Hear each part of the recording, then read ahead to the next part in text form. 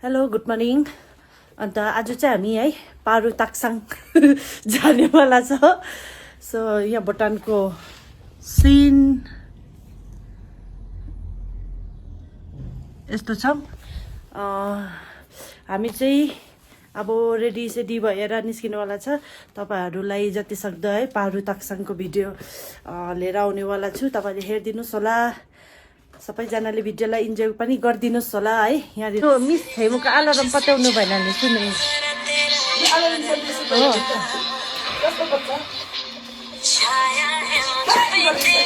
कसरी मिस बिहानको जोस आमा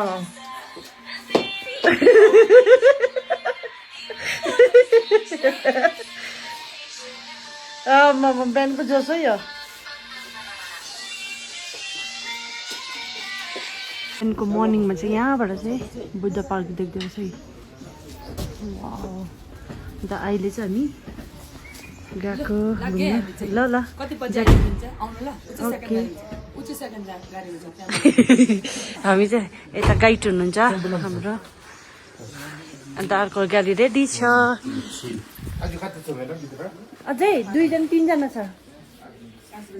अन्त हामी चाहिँ अब निस्किँदैछ। वाउ यहाँ हेर्नु न कस्तो दामी देखेको।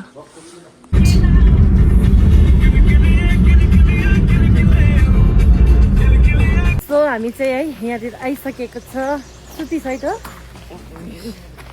यहाँ चाहिँ नाम बताऊ। आयन प्रधान। हामी कहाँ गएको? हामी थिम्पू भुटान आएको छ। हामी हाइकिङ जानुवाला छ है। हाइकिङ चाहिँ हाम्रो कहाँ हुन्छ भन्दाखेरि चाहिँ यहाँ माथि डाँडामा जानुपर्ने छ। यो डाँडामा जानुपर्ने छ है। सो अहिले अब हामी चाहिँ यहाँबाट चाहिँ हाइकिङ स्टार्ट गर्नेवाला छ। यहाँ फोटोसुट हाम्रो सरहरूको फोटोसुट हुँदैछ। कस्तो ब्युटी जग्गा छ है। वाह थ्याङ्क यू सो मच। हो कम्प्लिमेन्ट त दामी आयो त मलाई। यति दामी कम्प्लिमेन्ट दिँदैछ अन्त मलाई चाहिँ सो आइएम सो एक्साइटेड है माथि जानुको लागि। यो जग्गा हुनुको लागि चाहिँ नि होइन निकै ट्राई गरेको थिएँ। फाइनली यो जग्गा आएको पनि छु। आइएम सो एक्साइटेड पनि छु है।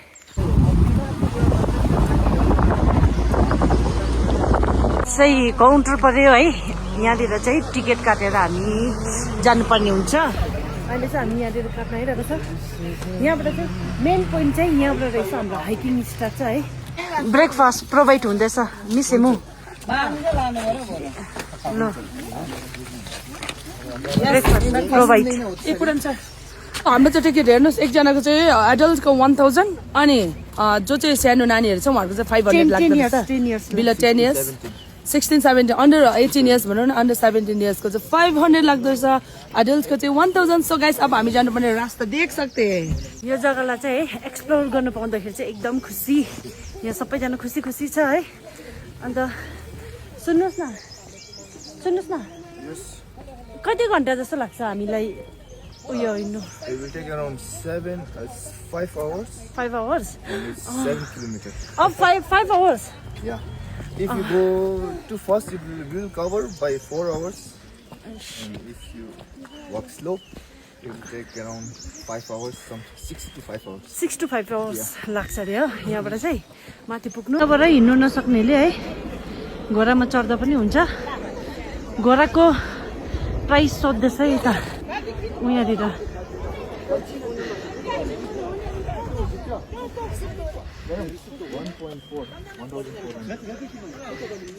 कति पर्दो रहेछ? 1,400. 1,400 पर्दो रहेछ है। अन्त एउटा स्टिक युज गऱ्यो भने यो स्टिक ट्र्याक गर्दाखेरि होइन हाइकिङ गर्दा चढाउने स्टिक युज गरेर नि त्यसको 100 रुपिस रहेछ। हामी चाहिँ यहाँनिर हाइकिङ गरेर कुन चाहिँ डाँडामा पुग्नुपर्ने अरे? ओ माथिको डाँडामा पुग्नुपर्छ। यो डाँडामा पुग्नुपर्ने हो। अन्त यहाँनिर चाहिँ आयाले चाहिँ हार खाइसक्यो। आया कहिले पुग्नु भन्दैछ। हार खानु हुँदैन पुग्छ है हामी। यो डाँडा त अहिलेदेखि देखेको होइन आइपुग्नु छैन बाफुरे। अब क्याफे आउनु चाहिँ 5 मिनट अरे। क्याफे पछि चाहिँ अलिक राम्रो रुट भेट्छ भन्ने भन्दैछ है। अझै पनि हिँड्नुपर्ने छ है यहाँसम्म पुग्नुको लागि। फाइनली हामी चाहिँ ताक्चाङ आइपुगेको छ। ताक्चाङ नि ताक्चाङ आइपुगेको छ। यहाँ चाहिँ मोनास्ट्री चाहिँ कतिवटा छ भन्नुभयो 9 मोनास्ट्री छ यहाँ चाहिँ है सो यहाँनिर यहाँ अलिअलि छलेको छ हो फाइनली भन्दा पनि हामी त्यहाँ यो जग्गामा चाहिँ आउनु चाहिँ है धेरै ट्राई गरेको थियो हामी चाहिँ मेन जुन चाहिँ छ नि पारु त्यो ताक्साङ हौ त्यो चाहिँ जाँदैछौँ